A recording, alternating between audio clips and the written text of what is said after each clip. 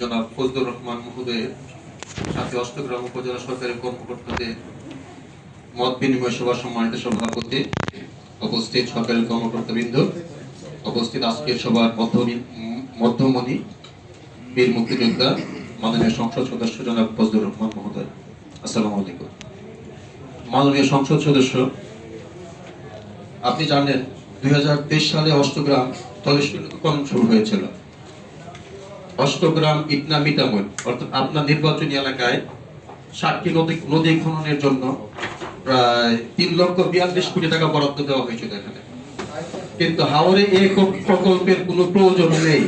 এই মর্মে এই টাকাটা কর্তন করে মাত্র 70 কোটি টাকা বরাদ্দ পুনর্নির্ধারণ করা হয়েছে।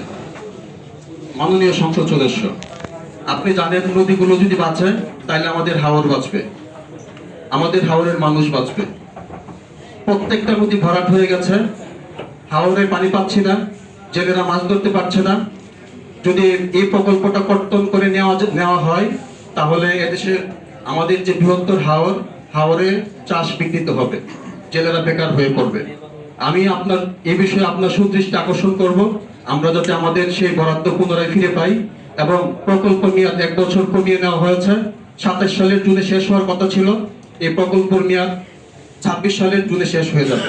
তো এই প্রকল্পটা যদি আবার পুনরায় বিবেচনা করে আমাদের বরাদ্দ আমরা ফেরত পাই, সে বিষয়ে আপনি প্রয়োজনীয় ব্যবস্থা গ্রহণ করবেন। মাননীয় সংসদ সদস্য, আপনি জানেন আমাদের অচিরেই আবার সামনে শুরু হচ্ছে আমাদের গ্রীষ্ম এবং বর্ষাকাল। এই সময়ে হাওরে একটা মহামারী আকার ধারণ করে বজ্রপাত। এই বজ্রপাতের শিকার হয় সাধারণ কৃষক এবং জেলেরা, কিন্তু এদের বাঁচানোর জন্য বা প্রোটেকশন দেওয়ার মতো কোনো ব্যবস্থা এখানে নেই। যদি হাওরে বজ্র নিরোধক দণ্ড কিংবা ছাউনি তৈরি করা হয় তাহলে এদের অনেকেরই প্রাণী রক্ষা পাবে। আপনি জানেন প্রতি বছরই এখানে হতাহতের ঘটনা ঘটে, গত বছরও বেশ কয়েকজন লোক মারা গেছে এখানে।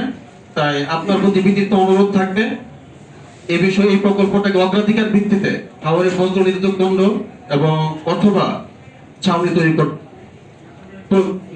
করার জন্য। ধন্যবাদ মাননীয় সংসদ সদস্য, আসসালামু আলাইকুম।